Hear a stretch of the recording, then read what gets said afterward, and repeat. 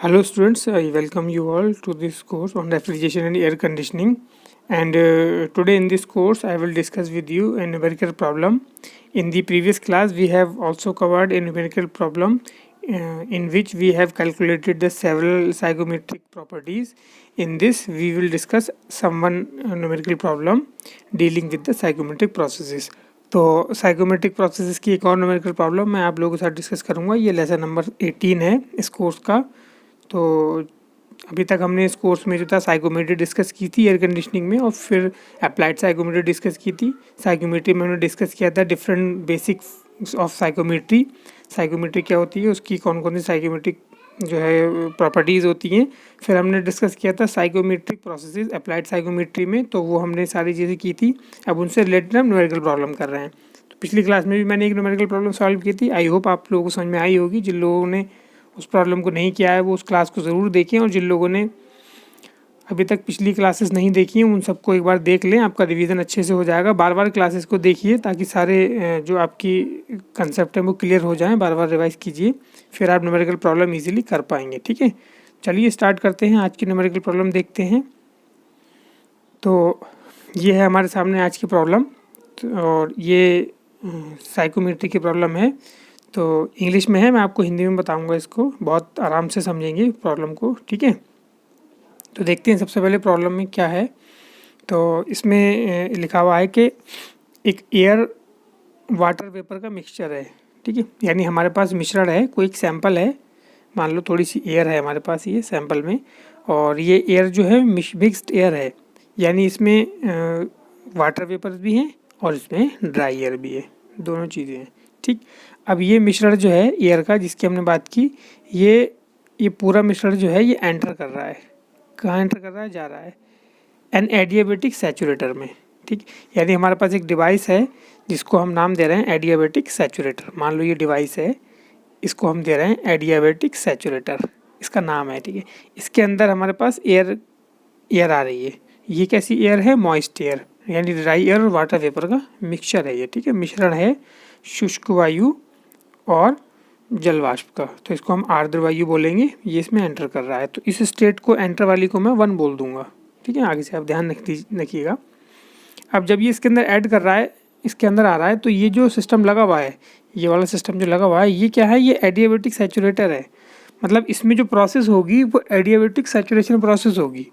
और adiabatic saturation process मैंने आप लोगों के साथ डिटेल में डिस्कस की है पिछली क्लासेस में। ठीक है, तो उस क्लासेस को आप ज़रूर देखिए जिसमें ये प्रोसेस आपके साथ डिस्कस की गई है एडियाबेटिक सैचुरेशन की। तो एडियाबेटिक सैचुरेशन की प्रोसेस में क्या होता है, इसमें कोई हीट बाहर से ऐड नहीं होती है। ठीक है, यानी एडियाबेटिक नाम जिसे बोल रहा है, और हम एयर में सैचुरेट करते हैं एयर को।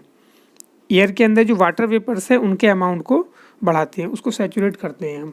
ठीक है, तो एंटरिंग जो आपके हमारे पास दे रखा है कि ये यहाँ से जो एंटर कर रहा है, तो एंटर करने पर जो टेम्परेचर है वो 30 डिग्री है। ठीक है, ये एयर का टेम्परेचर एंटरिंग 30 डिग्री टेम्परेचर है। ठीक, आगे क्या लिखा है, तो अब इतना आप नोट कर लीजिए क्वेश्चन कि an air water vapour mixture जो है, एयर वाटर वेपर मिक्सचर वो एडियाबेटिक सैचुरेटर में एंटर कर रहा है। ठीक है, और जिस समय एंटर कर रहा है वो, जैसे इस समय पे यहाँ पे एंटर कर रहा है, उसको मैंने 1 बोला था, तो उस समय पे उसका टेम्परेचर जो है वो 30 डिग्री सेल्सियस है, 30 डिग्री उसका टेम्परेचर है। ठीक, उसके बाद वो उससे बाहर निकल जाता है, उसको छोड़ के लीव करता है। तो जब उस एडियाबेटिक सैचुरेटर से बाहर निकलता है तो उसका टेम्परेचर कितना है? 20 डिग्री है। 20 डिग्री टेम्परेचर है जब वो बाहर निकलता है, यानी टेम्परेचर क्या हुआ? घट गया। तो एक यहाँ पर क्या बात हो रही है? कूलिंग हो रही है। ठीक, तो जब बाहर निकलता है तो टेम्परेचर 20 डिग्री रहता है, which is the adiabatic saturation temperature. तो ये जब एग्जिट वाला टेम्परेचर है, इसी को हम एडियाबेटिक सैचुरेशन टेम्परेचर भी बोल रहे हैं। यहाँ से एंटर कर रहा है, यहाँ से एग्जिट हो रहा है। एग्जिट पे जो टेम्परेचर है हमने 2 बोल दिया, इस पे हमने 1 बोला। ठीक है, तो 2 पे जो टेम्परेचर है वो कितना है? 20 डिग्री, और इसको हम एडियाबेटिक सैचुरेशन टेम्परेचर बोल रहे हैं। ठीक, तो नेक्स्ट क्या हो रहा है? अब इसमें आगे लिख रहे हैं the pressure remains constant eight 100 kilo pascal. अब इस पूरी प्रोसेस में जो प्रेशर है वो रहता है 100 किलो पास्कल। ठीक है, यानी वो चेंज नहीं हो रहा है, कांस्टेंट प्रेशर की प्रोसेस है। ठीक, अब ये हमारा डाटा हो गया जो गिवन है। तो गिवन डाटा एक बार मैं फिर से रिपीट कर रहा हूँ। हमारे पास एक एडियाबेटिक सैचुरेटर है, डिवाइस है, उसके अंदर मिक्स एयर आ रही है, या वेट एयर आ रही है, या हम कहते हैं मॉइस्ट एयर आ रही है, या आर्द्र वायु आ रही है। यहाँ से ये बाहर निकल रही है। जब इनलेट पे आ रही है तो इसका टेम्परेचर है 30 डिग्री, जब बाहर जा रही है तो इसका टेम्परेचर है 20 डिग्री। ठीक है, और यहाँ पर हो रहा है इसका एडियाबेटिक सैचुरेशन, यानी एडियाबेटिक सैचुरेशन इसके अंदर हो रहा है। ठीक है, जब ये प्रोसेस हो रही है तो इसमें टेम्परेचर रहता है 100 किलो पास्कल। ठीक, अब हमसे बोला है डिटरमाइन द रिलेटिव ह्यूमिडिटी, यानी RH रिलेटिव ह्यूमिडिटी कैलकुलेट करनी है, और ह्यूमिडिटी रेशियो कैलकुलेट करना है, यानी स्पेसिफिक ह्यूमिडिटी और रिलेटिव ह्यूमिडिटी। ये दो चीज़ें हमें यहाँ से कैलकुलेट करनी है ऑफ द इनलेट मिक्सचर। ठीक है, जो इनलेट पे मिक्सचर था उसके लिए हमें ये दो चीज़ें कैलकुलेट करनी है। तो अब यहाँ से देखेंगे हम, तो छोटा सा डायग्राम मैं यहाँ बना देता हूँ। ये हमारे पास एडियाबेटिक सैचुरेटर है। ठीक, इसके अंदर यहाँ से एयर इन हुई और यहाँ से एयर आउट हो गई। जब एयर इन हुई इसको हमने बोल दिया 1, जब आउट हुई इसको बोल दिया 2। ठीक, और ये है एडियाबेटिक सैचुरेटर। तो अब एग्जिट पर जो स्पेसिफिक ह्यूमिडिटी है, ठीक है, ω2, सबसे पहले हम वो कैलकुलेट करते हैं। तो एग्जिट पर जो स्पेसिफिक ह्यूमिडिटी होगी उसको हमने 2 बोला है, तो वो होगी W2 या ω2। और इसके लिए फार्मूला आपको पता ही है, 0.622 PS saturation divided by P minus P saturation. ठीक, अब एग्जिट का टेम्परेचर मालूम है हमें 20 डिग्री, तो 20 डिग्री टेम्परेचर कैसा है, चूँकि वो सैचुरेटर है तो एयर सैचुरेट होकर निकल रही है, तो इसका मतलब वो सैचुरेशन टेम्परेचर है। 20 डिग्री क्या है, सैचुरेशन टेम्परेचर है। तो 20 डिग्री सैचुरेशन टेम्परेचर के करस्पॉन्डिंग आप स्टीम टेबल में जाइए, वहाँ से देखिए प्रेशर कितना आएगा, सैचुरेशन प्रेशर, तो उसकी वैल्यू आएगी 2.339। ठीक है, और ये वैल्यू हम यहाँ पर रख देंगे, 2.339 यहाँ पर और 2.339 यहाँ नीचे, दोनों वैल्यूज हमने यहाँ पुट कर दी। 100 किलो पास्कल दे रखा है कि टोटल एयर का प्रेशर है, वो चेंज होता नहीं है। ठीक, तो अब यहाँ से हमारे लिए आसान हो गया, PS की वैल्यू हम पता चल गई, ये कितने पे, एट 20 डिग्री सेल्सियस पे हमने निकाला 2.339 PS की वैल्यू। ठीक, इसको आप कैलकुलेट करेंगे सिंपल, तो ये आ जाएगा हमारे पास 0.0149 kg vapour divided by kg of dry air. ये मैंने आपको बताया था कि स्पेसिफिक ह्यूमिडिटी के लिए जो यूनिट होती है kilogram of water vapour divided by kilogram of dry air होती है। ठीक है, किलोग्राम यहाँ हम कैंसिल नहीं करते हैं क्योंकि अलग अलग क्वांटिटीज़ के किलोग्राम है। ऊपर वाला किलोग्राम वाटर वेपर का है, नीचे वाला ड्राई एयर के लिए। तो ये ω2 की वैल्यू कैलकुलेट हो गई, फॉर्मूला हमें पता था। ठीक, अब हम ω1 कैलकुलेट करेंगे। ठीक है, तो ω1 कैलकुलेट करेंगे, इसके लिए ω1 कैलकुलेट करने के लिए हमें फॉर्मूला लगाएंगे, ये सामने आपके लिखा हुआ है।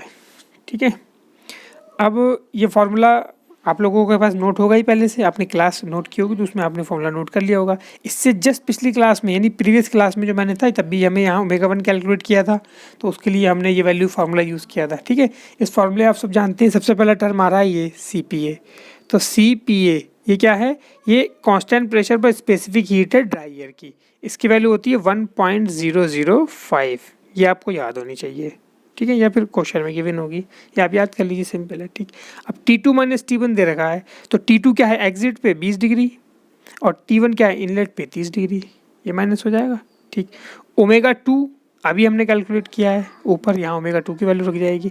अब ये आ रहा है दूसरी वैल्यू, यहाँ पर क्या बची, HFG2। ठीक है, तो HFG2 की वैल्यू यहाँ पर लगाई है 2454.1, 2454.1। ये वैल्यू कहाँ से आई, तो टेम्परेचर 2 जो है, 2 पर कितना है, 20 डिग्री। अब 20 डिग्री टेम्परेचर के करस्पॉन्डिंग HFG की वैल्यू देख लीजिए स्टीम टेबल से। ठीक है, तो वो वैल्यू इतनी आ जाएगी।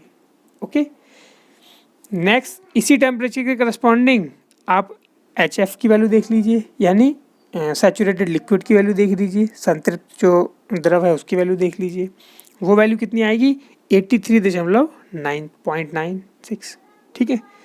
HW1 जो है ये 1.1 के करस्पॉन्डिंग है, यानी स्टेट 1 पर।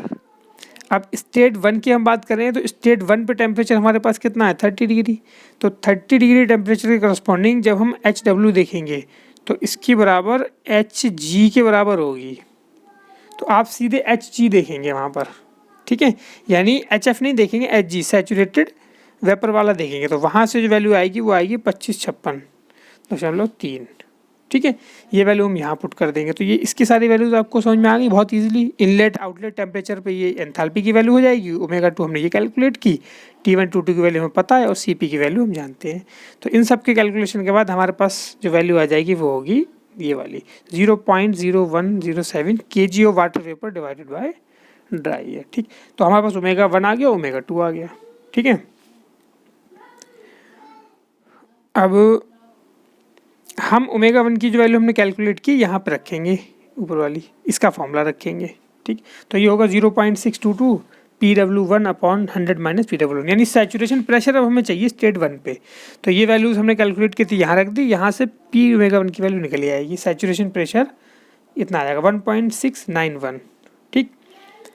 अब हमें चाहिए रिलेटिव ह्यूमिडिटी फाई। तो रिलेटिव ह्यूमिडिटी क्या होती है PW1 अपॉन P सैचुरेशन 1, यानी वाटर वेपर जो हैं उनका प्रेशर PW और उन्हीं वाटर वेपर्स का सैचुरेशन स्टेट में प्रेशर।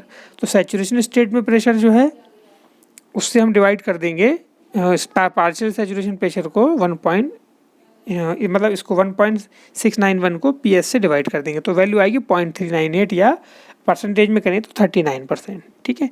तो आई होप आपको ये लेसन समझ में आया होगा। ये न्यूमेरिकल प्रॉब्लम थी इसकी, ठीक है, बहुत इजीली हमने इसको समझा है। अगली क्लासेस में कुछ और न्यूमेरिकल प्रॉब्लम हम करेंगे और आप फीडबैक दीजिएगा इसके बारे में। कोई प्रॉब्लम हो तो आप मुझसे पूछ सकते हैं, कमेंट कर सकते हैं, ठीक है। Thank you friend, have a good day.